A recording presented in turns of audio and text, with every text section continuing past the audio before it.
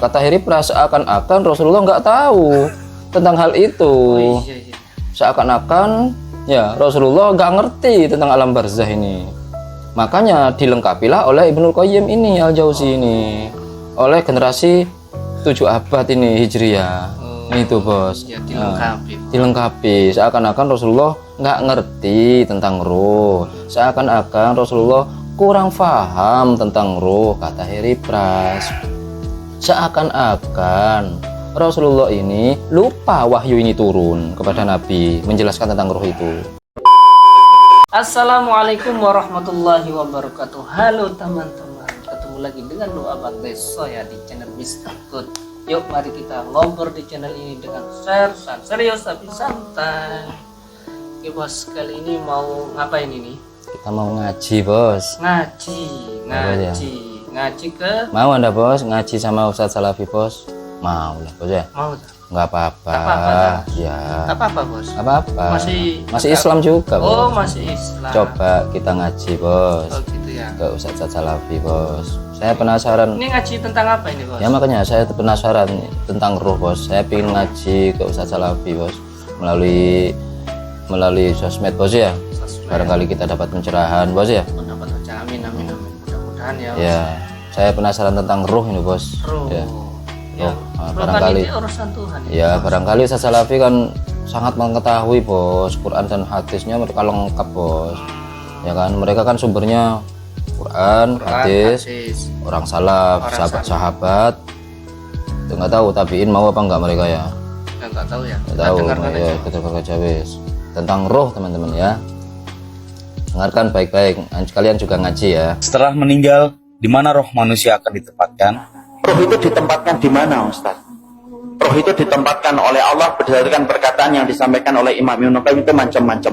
Ada ruh yang ditempatkan di dalam kubur mendapatkan kenikmatan. Ada ruh yang ditempatkan yaitu di tempat-tempat yang berbeda. Ada ruh antara langit dan bumi. Ruhnya siapa? Orang yang punya hutang ketika dia tidak membayarkan hutang itu sampai dia meninggal dunia. Ada ruh yang kemudian ditempatkan di tanur. Tanur itu tempat kayak periuk, masuknya kecil, keluarnya besar. Dalamnya itu ke bawahnya besar.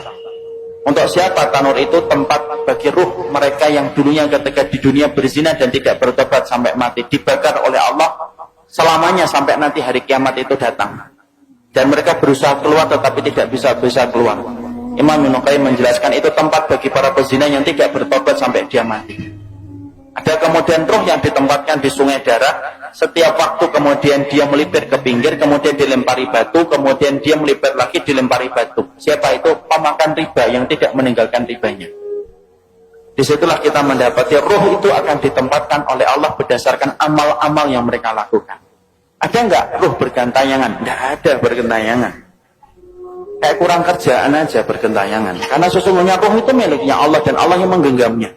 Oke bos. Berarti Ustadz ini pakai pendapatnya Ibnu Qayyim Al-Jauzi. Ibnu Qayyim. Ada 4 ya. Ada 4 apa Ya, bos? yang pertama itu ruhnya itu ada di kuburan bos. Ya itu nanti diberi kenikmatan. Diberi kenikmatan. Ada yang Itu alam ruhnya siapa itu? Orang-orang baik ya? Iya orang-orang baik. Kemudian bos? Kemudian ruhnya itu antara langit dan bumi di tengah-tengah itu bagi orang yang punya hutang tapi belum melunasi. Oh gitu. Terus? Yang ketiga bos? Pelacur. Nah ya pelacur yang zina yang nggak tobat lah ya? Yang nggak tobat itu ditaruh di periuk itu loh yang di periuk ya? Bolongannya kecil kayak gitu. Dibakar nanti sampai di dalam periuk ya? Iya. Kemudian? Yang terakhir itu bos dilempari batu apa? Lempari batu. Apa tadi yang terakhir itu? Nggak tahu, lupa saya. Makan riba. Oh iya makan riba. Betul. Iya. Makan riba dilempari batu itu bos. Kok nggak nyampein hadis bos ya? Kok nyampein pendapatnya Imam Ibnu Qayyim? Iya. Siapa sih Ibnu Qayyim? Saya penasaran bos. Ibnu Qayyim Al-Jauzi ya? Al-Jauzi. Maaf Ustadz, saya ngaji Ustadz, tapi saya kritis Ustadz ya. Saya kritis. Bisa nggak Anda membuat kami warga NU ini mengikuti Anda gitu loh bos ya? Ini saya kritik Anda. Ini belum apa-apa saya sudah nggak setuju Ustaz. Soalnya Anda kan jargonnya kan itu bos, Quran, hadis, ulama salaf. Ulama salaf. Ya, ulama salaf loh ya. Jargonnya itu loh, salafi, pengikut ulama-ulama salaf. Salaf itu isinya nabi, para sahabat, tabi'in, dan tabi'ut tabi'in. Harusnya seperti itu, harusnya. Tapi Anda jarang pakai tabi'in, bos ya. Sahabat pakai Anda. Sahabat pakai bos. Tapi tabi'in kayaknya jarang, bos ya. Sekarang pakai pendapat itu bos. Sekarang pakai pendapatnya Ibnul Qayyim Al-Jauziyah. Siapa beliau itu? Apakah sahabat Ibnu Qayyim ini? Kalau Apakah sahabat, pasti Pak diikuti bos. Oh, kalau sahabat saya setuju berarti, bos ya. Saya setuju pendapatnya Ibnu Qayyim kalau Ibnu Qayyim ini sahabat Nabi, bos ya. Kalau tabi'in, Tabi'in. oke, saya masih mengikuti karena tabi'in ini adalah muridnya para sahabat. Kalau tabi'ut tabi'in, oke, masih bisa kita ikuti, bos. Karena apa? Karena tabi'ut tabi'in adalah muridnya para tabi'in. Tabi'in muridnya sahabat. Berarti sanadnya masih nyambung, masih di era salaf, bos. Oh, gitu ya. Dia pakai Ibnul Qayyim. Oke, bos. Siapa Ibnul Qayyim ini, bos ya? Tahun masa ini ya. Iya, bos. Oh, ini, bos. Ini profilnya, bos. Profilnya, bos ya. Gelarnya Al-Imam atau Syamsuddin. Kunyahnya adalah, lakopnya adalah Abu Abdillah. Namanya Muhammad. Nasabnya bin Abi Bakar bin Sa'ad Az-Zar'i. Nisbahnya Ad-Dimiski, Damaskus berarti, bos ya. Oh, Lahirnya tahun 691 Hijriyah. Damaskus. Ya, sudah ketemu, bos. Lahirnya 691 Hijriyah. Berarti masuk abad ke-7. Berarti beliau ini ya masuk abad ke-7 Hijriyah, bos ya. Generasi salaf adalah generasi 300 tahun. 300 tahun Sampai 300 tahun Hijriyah. Ini bukan generasi salaf Ibnu Qayyim ini, bos ya. Kholaf berarti. Iya, kholaf atau mutaakhirin sudah, bos. Dan lagi tadi Ibnu Qayyim tidak menukil pendapatnya siapa. Dia itu, bos ya. Iya. Apa pendapatnya sahabat, apa hadis, enggak menyampaikan. Langsung Ibnu Qayyim gitu saja, bos. Ya, bos ya. Berarti maaf Ustadz ya. Saya walaupun ini enggak nerima lah ilmu Anda itu, Ustadz. Ilmu Anda saya enggak nerima. Soalnya terkesan jadi halu, Ustadz. Kata Harry Pers itu halu, Ustadz. Enggak ada sumbernya, bos ya. Enggak ada sumber hadisnya tadi penjelasnya, bos. Kata Harry Pers seakan-akan Rasulullah enggak tahu tentang hal itu. Iya. Seakan-akan ya Rasulullah nggak ngerti tentang alam barzah ini. Makanya dilengkapilah oleh Ibnul Qayyim ini, Al-Jauzi ini, oleh generasi 7 abad ini Hijriyah. Itu, bos. Ya, dilengkapi. Dilengkapi. Seakan-akan Rasulullah nggak ngerti tentang ruh. Seakan-akan Rasulullah kurang paham tentang ruh, kata Harry Pras. Seakan-akan Rasulullah ini lupa wahyu ini turun kepada Nabi menjelaskan tentang roh itu. Padahal dulu, bos ya, orang-orang Yahudi, bos, tanya kepada Nabi, Muhammad, jelaskan tentang kami tentang roh. Nabi jawab, wa yas'aluna 'anir ruh, itu di Al-Qur'an, bos ya. Dan mereka orang-orang Yahudi itu menjawab, bertanya kepadamu Muhammad tentang roh. Wa yas'aluna 'anir ruh, qul ruhu min amri rabbi wa ma utitum bihi minal ilmi illa qalila. Roh itu urusan Tuhanku, dan tidak akan kami berikan ilmu tentang roh hanya sedikit saja. Nah, karena Rasulullah jawab seperti itu, maka orang-orang Yahudi percaya waktu itu, bos. Oh, berarti kamu beneran Nabi. Seandainya kamu menjelaskan lengkap tentang roh, kami nggak percaya.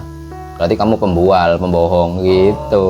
Nah, ini Ibnu Qayyim menjelaskan detail ya, agak detail lumayan, tapi nggak ada dasarnya juga, bos. Hadisnya mana? Kalau mungkin di yang tadi, yang orang hutang itu, bos, mungkin itu ada hadisnya, bos. Ada hadisnya itu, yang nggak bisa masuk itu karena terlilit hutang. Tapi posisinya bukan antara langit dan bumi, nggak tahu posisinya, bos. Entah mau memasuki surga tapi ditahan atau karena dia punya hutang itu, bos. Bukan antara langit dan bumi. Di hadisnya itu kayaknya gitu, bos. Di hadisnya yang pernah saya baca itu tentang roh ini. Kalau orang-orang baik man itu, bos, ayatnya, bos ya. Wala taqulu liman yuqtalu fi sabilillahi amwat bal ahya'un walakin la tash'urun. Bos ya. Oh iya. Janganlah kalian mengira bahwasanya orang-orang baik, orang-orang soleh yang meninggal di jalan Allah itu meninggal. Tidak, Tapi dia sama sekali hidup ya, tidak. Mereka tetap hidup dan hanya saja kalian tidak bisa merasakannya. Tetap hidup teman-teman. Bahkan Imam Malik berpendapat orang-orang yang katanya ini gentayangan. Loh, iya. Imam Malik berpendapat bahwasanya roh orang-orang yang meninggal itu bisa kayak orang berjalan saja, Bos. Ya bebas kayak orang hidup begini. Katanya Ustaz tadi itu nggak ada. Nggak ada katanya. Roh yang gentayang Iya. nggak ada, Bos. Imam Malik sama Ibnu Qayyim, saya lebih percaya Imam Malik, Bos. Imam Malik masih era tabi'in, Bos ya. Era tabi'in Imam Malik ini. Saya lebih percaya Imam Malik daripada Ibnu Qayyim. Bos. Itu Imam Malik ya berpendapat seperti itu. Berarti ada. Nah, iya menurut Imam Malik. Berarti kan ada, Bos ya. Kayak gitu, teman-teman. Jadi gimana ini, Bos? Kesimpulannya, Bos. Kita nggak jadi lah, Bos ya. Mau jadi muridnya, Bos ya. Mau ngaji nggak jadilah. Jadi Banyak wawasannya itu loh selalu bertentangan dengan prinsip dasarnya mereka, ya, Bos. katanya mengikuti ulama salaf. Ulama salaf. Salaf. Berarti yang salaf tuh, Bos. Iya, Berarti yang salaf dong. sahabat, yang tabiin, tabiin harusnya gitu Iya, ya. gitu. Giliran Imam Tawus, Bos, nggak mau. Padahal tabiin, gurunya 50 sahabat. Ya, Imam Tawus berpendapat nggak mau mereka. Punya langsung. Padahal sahabat. gurunya 50 sahabat, termasuk sahabat besar, termasuk Ibnu Abbas, Bos. Ibnu Sama Abbas, Ummul Ibnu Mukminin ya, Bos. Iya, Ibnu Umar, Ibnu Abbas, Abu Hurairah, Ummul Mukminin Sayyidina Aisyah. Waduh, sahabat-sahabat top padahal gurunya. Nggak mau mereka. Nah, berarti sampean Ustaz, nggak murni, bukan salafi kayaknya, bukan salafi, bukan madhab salaf, tapi madhab saraf kayaknya. Ada yang perlu dikoreksi dengan saraf kemadhaban kalian itu. Karena apa? Pilih-pilih. Giliran gini dia kayak gitu. Ibnu Qayyim berarti bid'ah itu kalau nggak ada dasarnya, Bos ya. Tentang roh ini, pendapat tentang roh. Ngelancangi Nabi ini. Nabi aja nggak jelasin kayak gitu-gitu, Bos ya. Ini kayak gini. Kayak gimana, Ustaz? Dari pras ini gimana ini Pras Ibnu Qayyim ini kayaknya lupa Nabi menyampaikan, Allah lupa menyampaikan wahyu tentang roh, sehingga Ibnu Qayyim al-Jauzi berpendapat seperti itu, kecuali jika tadi Ustadz tadi menyampaikan sama ada hadisnya atau dari para sahabat begitu, Bos ya, maka masih kami terima. Atau ada dari kalangan tabi'in masih kami terima, atau dari tabi'ut tabi'in masih kami terima. Lah ini generasi abad ke-7 Hijriyah loh, jauh, bukan salaf dia, bukan imam salaf. Kalian katanya mengikuti imam salaf, tapi pendapatnya kayak gitu, Bos ya. Oke. Barangkali ada yang bisa tahu melengkapi hadisnya ya tadi.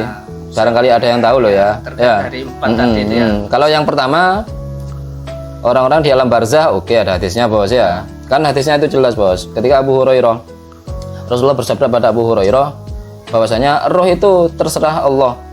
Mau melepaskan kapan saja dan di mana saja, dan mau mengembalikannya kapan saja dan di mana saja, itu terserah Allah, Bos. Itu, Bos. Berarti ada nikmat kubur jelas, Bos. Ya jelasnya itu kan sudah ada hadisnya itu ya kan. Kalau di alam barzah itu sudah ada hadisnya. Terus tentang hutang itu, Bos, itu ada hadisnya, Bos. Tadi yang ada di Priok itu, Bos, saya nggak ngerti itu di Priok itu kayak film Sunggokong, Bos ya. Di Priok dibakar. Iya. Saya ingat film Kerasakti yang dibakar di dalam tungku itu, Bos ya, karena mencuri pil dewa itu, Bos ya, pil abadi itu, Bos ya, dibakar di situ. Nggak bisa keluar. Nggak bisa keluar tuh Sunggokong itu. Aduh. Oke, barangkali ada yang tahu hadisnya, ya, atau makalah sahabat tabiin dari pendapat Imam Ibnu Qayyim al-Jauzi ini, Bos ya. Kenapa harus menukil dari Ibnu Qayyim al-Jauzi yang Ustadz tadi tidak menyadarkan kepada ulama salaf, baik para sahabat atau hadis-hadis Nabi, Bos ya, atau Al-Quran. Betul. Oke, Bos, itu saja, Bos. Ya, untuk hari ini, Bos. Ya, mudah-mudahan obrolan kali ini bermanfaat dan mencerahkan. Yang baik-baik semuanya datang dari Allah, yang jelek-jelek datangnya dari kami. Walakumikum, mohon maaf. Wa akhiral kalam, assalamualaikum warahmatullahi wabarakatuh. Waalaikumsalam warahmatullahi wabarakatuh.